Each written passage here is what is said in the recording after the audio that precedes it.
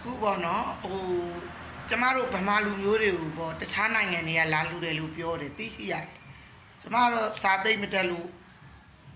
နာမည်တွေတော့ကောမပြောတော့ဘူးအခုသူတို့တွေတော့မှမကဲပဲနဲ့ကျမတို့ဒီပြည်သူတွေကိုကဲပေးတဲ့သူတွေကိုမိုင်းနောင်နဲ့ပါထားမယ်ဆိုတော့မိုင်းဆိုတာလေဒီနေ့ဒီချိန်ဒီအသက်လည်းကြီးနေပြီ55နှစ်ရှိသွားပြီမမြင်ဘူးเนาะတီးလည်းမတီးဘူးအဝိမခံဘူးဆိုတော့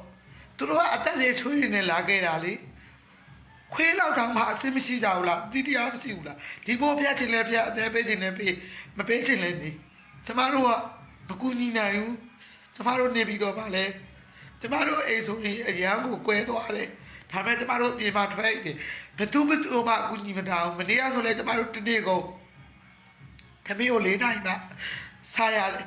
အိမ်ကားသမားတွေလာနေကျမတို့